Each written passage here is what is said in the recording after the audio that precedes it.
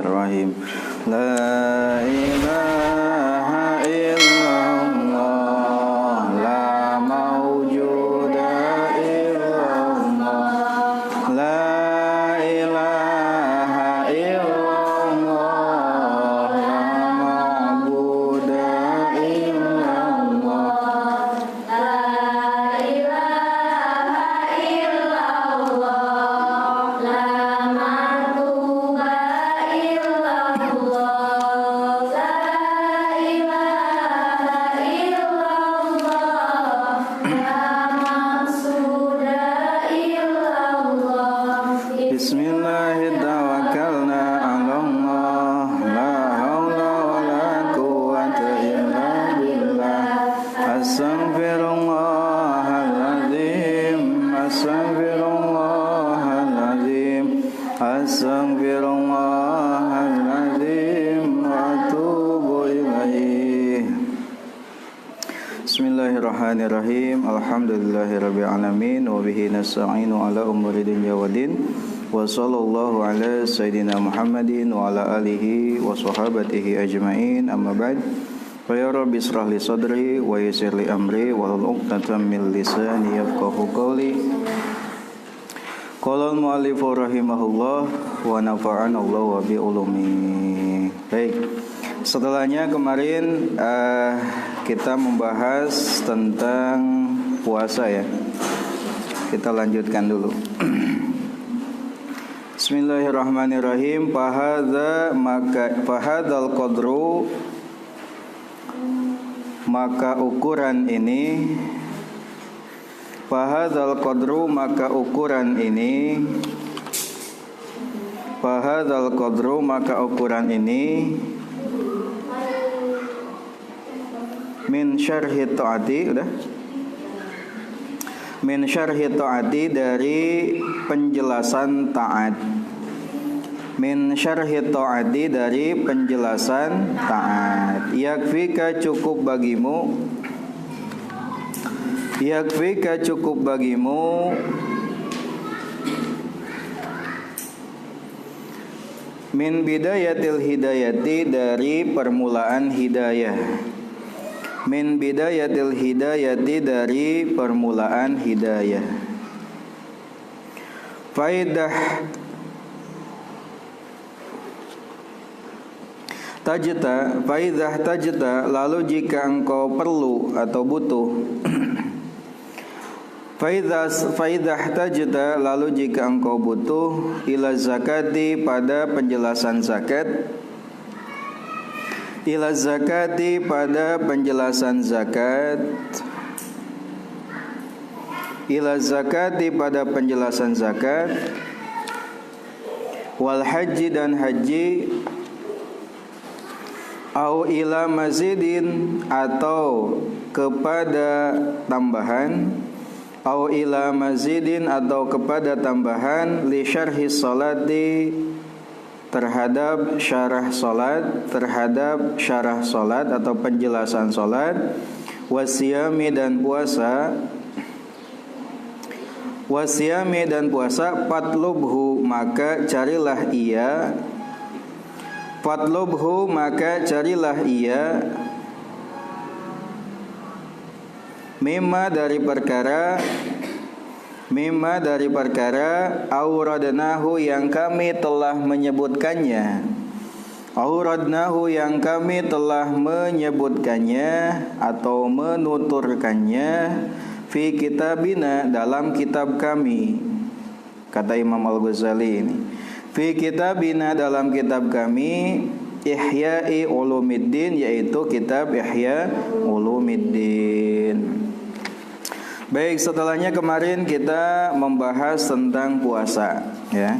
Jadi pada pembahasan sebelumnya kita jangan sampai menduga ketika kita puasa, puasa itu hanya meninggalkan makan, minum, dan bersetubuh saja. Akan tetapi puasa itu lebih dari itu ya. Dengan demikian Nabi berhujjah bahwasanya kam min shaimin, betapa banyak orang yang berpuasa laisa lahu min syamihi, yang tidak ada dari puasanya illa ju' wal atash, kecuali lapar dan haus saja. Itu karena beranggapan bahwasanya puasa itu hanya menahan lapar dan haus saja. Lebih dari itu, puasa itu tidak hanya aspek itu saja. Akan tetapi sempurnanya puasa itu adalah dengan menahan anggota tubuh seluruhnya dari hal-hal yang dibenci oleh Allah Subhanahu wa ta'ala. Dan itulah yang dinamai dengan puasanya orang-orang soleh, atau puasa di level kedua, yaitu puasa khusus.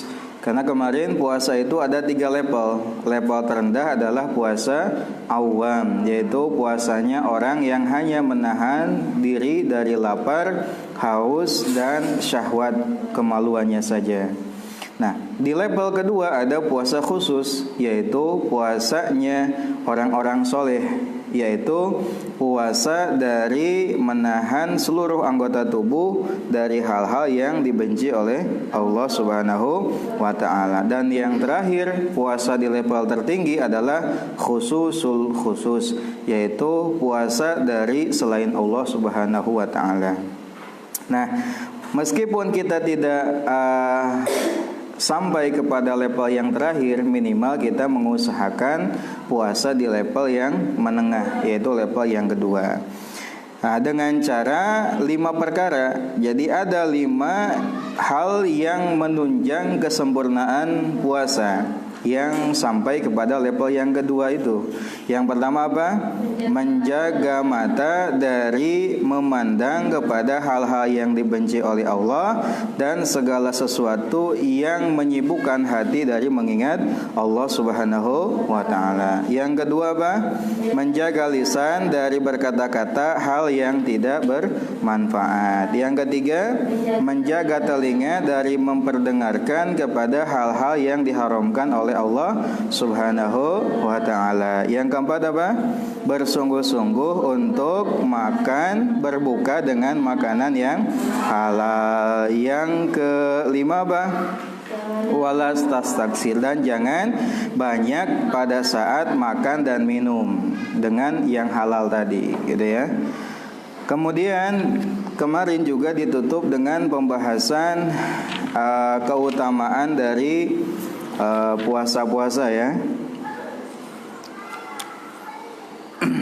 tentang makna dari puasa Kemarin jika kita telah tahu makna dari puasa, maka perbanyaklah darinya semampumu. Karena puasa adalah pondasinya ibadah. Sekali lagi, puasa adalah pondasinya ibadah dan kunci kedekatan kepada Allah Subhanahu wa ta'ala. Kata Nabi, likulli syai'in babun. Segala sesuatu itu ada pintunya. Wa babul ibadati as-saumu. Dan pintunya ibadah adalah dengan puasa. Nah, tentang keutamaan puasa juga Nabi mengatakan kullu hasanatin bi asyri amsalihha.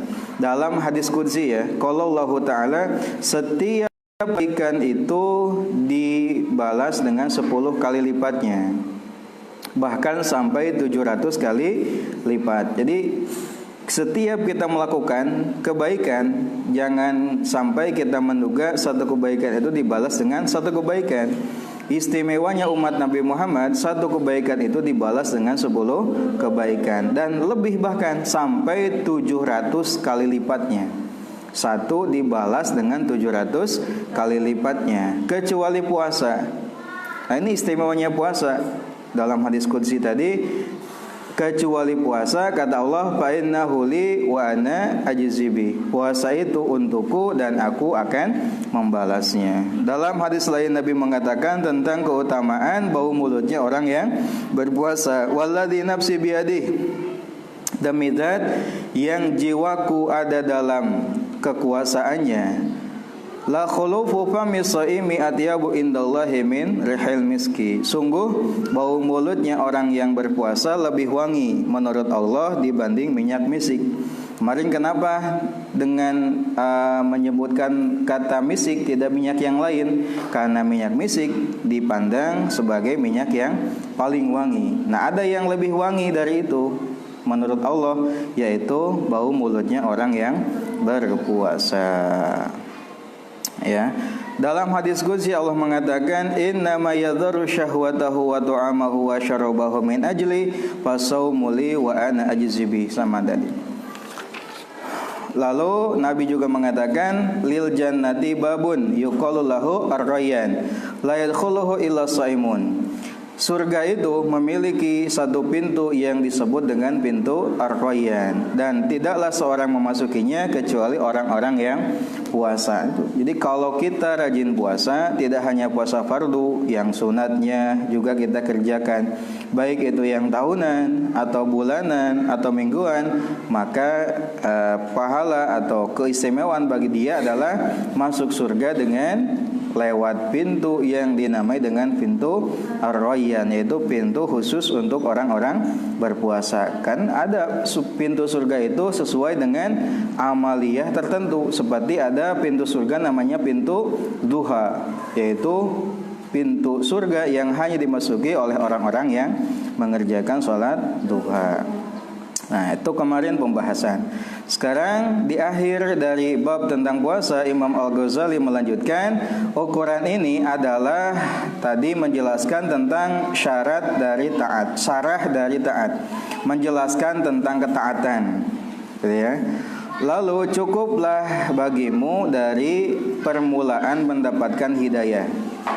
Kan sudah dikatakan di awal bahwasanya hidayah itu ada permulaannya. Permulaannya adalah dengan menjalankan ketaatan. Nah, yang kemarin sudah tuh dari mulai bangun tidur sampai tidur lagi. Dari mulai adabul jumu'ah, sholat ya kemarin, lalu ditutup dengan pembahasan puasa. Kenapa tidak semuanya? Karena kan rukun Islam itu apa aja? Sholat, zakat, puasa, dan haji. Mengapa hanya yang dibahas itu hanya sholat dan puasa saja? Hajinya kemana? Nah, kata Imam Al-Ghazali, faidah tajta ila zakat wal haji. Kalau misalkan memang perlu pembahasan tentang zakat dan haji, atau mau pembahasan lebih dari sholat dan puasa, maka silahkan cari saja dari kitab yang kami tulis dalam kitab Ihya Ulumuddin. Jadi dalam kitab Bidayatul Hidayah hanya dicukupkan tentang pembahasan puasa dan sholat saja. Kalau mau pembahasan tentang zakat, tentang haji, itu ada di kitab Ihya Ulumuddin, karya monumental Imam Al-Ghazali. Ya, itu kitab yang sangat luar biasa. Kurang lebih cetakannya 4 jilid gitu ya, tebal-tebal. Nah, kalau kita serius ngaji, waktunya kita kepergunakan dengan baik, insya Allah kita bisa belajar kitab Ihya Ulumuddin. Salah satu kitab rujukan dalam pesantren-pesantren. Al-Qismu Tsani, pembagian yang kedua. Al-Qismu Tsani, bagian yang kedua. Al-qaulu, perkataan, bijtinabil ma'asi, tentang menjauhi maksiat. Bijtinabil ma'asi, tentang menjauhi maksiat. I'lam, ketahuilah,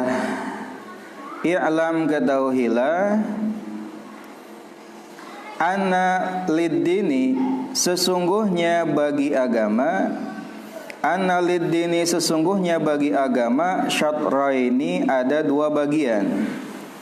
Syatraini, ada dua bagian. Ahaduhuma, yang pertama dari keduanya. Ahaduhuma, yang pertama dari keduanya, tarkul manahi, adalah meninggalkan larangan-larangan. Tarkul manahi adalah meninggalkan seluruh larangan. Silakan. Tarkul manahi adalah meninggalkan seluruh larangan. Wal akharu, dan yang lainnya. Wal akharu, dan yang lainnya. Fi'lu ta'ati, adalah mengerjakan seluruh ketaatan. Fi'lu ta'ati adalah mengerjakan seluruh ketaatan. Imam Al-Ghazali melanjutkan di pembagian yang kedua dalam kitab Bidayatul Hidayah. Kan di awal sudah kita bahas bahwasanya kitab Bidayatul Hidayah ini dibagi menjadi 3 pembahasan. Pembahasan pertama yang kemarin sudah selesai, yaitu pembahasan tentang ketaatan. Ya, pembahasan tentang ketaatan.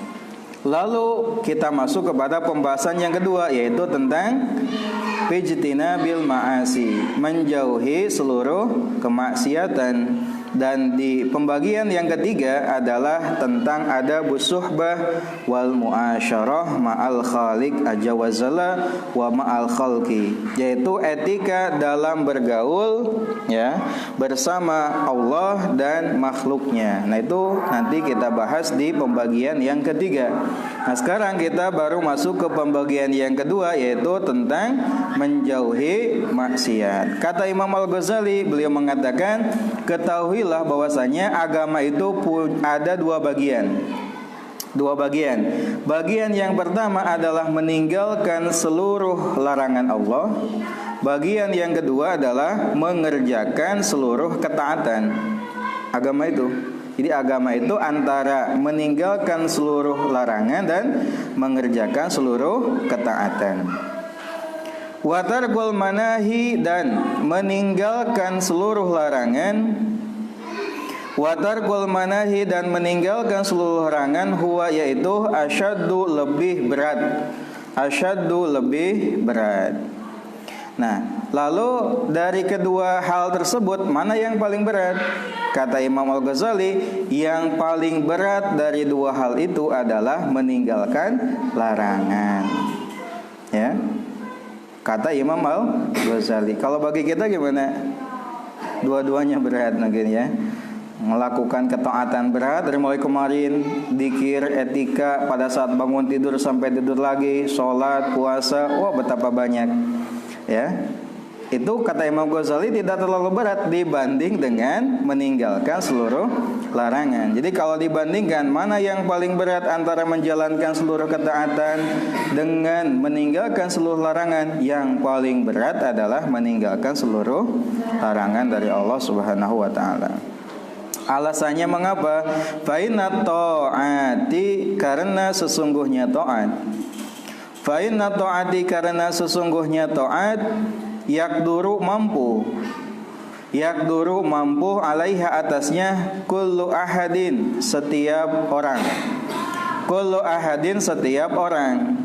Wa tarku syahawati, dan meninggalkan seluruh syahwat. Wa tarku syahawati, dan meninggalkan seluruh syahwat, la yakduru, tidak mampu, alaihi, atasnya. Atasnya teh atas tarku teh.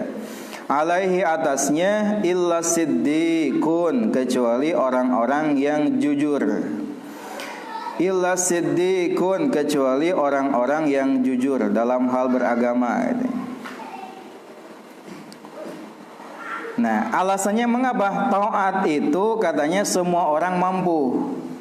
Tidak ada yang gak mampu. Puasa bisa, mampu. Sholat mampu, gampang kan? Sholat, puasa gampang kan? Puasa. Zakat itu kan hanya wajib bagi mereka yang punya kelebihan harta. Haji juga hanya wajib bagi mereka yang mampu. Selebihnya ya mudah.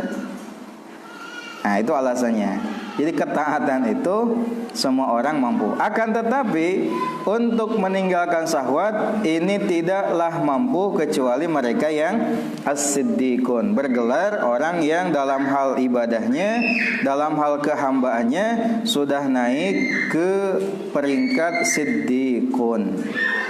Hamba-hamba yang jujur dalam penghambaannya. Syahwat apa saja, baik itu syahwat qalbiyah, kemauan-kemauan yang timbul dari dorongan hati, atau syahwat badaniyah, kemauan-kemauan timbul dari dorongan badan, tubuh, atau syahwat farjiyah, dorongan-dorongan yang timbul dari kemaluan. Nah itu. Nah, untuk meninggalkan syahwat ini katanya tidak semua mampu.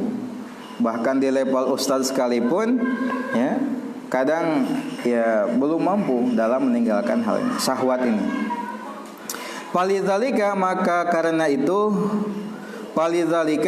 karena itu qala, berkata Rasulullah sallallahu alaihi wasallam, Rasulullah sallallahu alaihi wasallam, al muhajiru, orang yang berhijrah, Al-muhajiru orang yang berhijrah, man yaitu orang hajaro yang ia meninggalkan as-su'a keburukan. As-su'a keburukan. Wal mujahidu dan mujahid itu orang yang bersungguh-sungguh dalam berjuang. Man yaitu orang jahada yang mencegah atau bersungguh-sungguh yang mencegah hawa nafsunya. Hawa nafsunya. Nah, ada dalil yang menyatakan bahwasanya memang yang paling berat itu adalah apa tadi? Meninggalkan larangan. Nah, oleh karenanya katanya Nabi mengatakan, siapakah orang yang hijrah itu? Orang-orang yang hijrah itu adalah orang yang meninggalkan keburukan. Dan siapakah mujahid itu? Orang yang berjuang, ya. Atau mujahid itu adalah orang yang mencegah nafsunya dari mengikuti hawa nafsu, baik dengan sabar, ya, mendahulukan kebaikan dan lain sebagainya. Itulah hakikat dari hijrah dan hakikat dari jihad. Jadi hakikat dari hijrah itu apa? Meninggalkan keburukan. Hakikat dari jihad itu apa? Mencegah diri dari mengikuti hawa nafsu.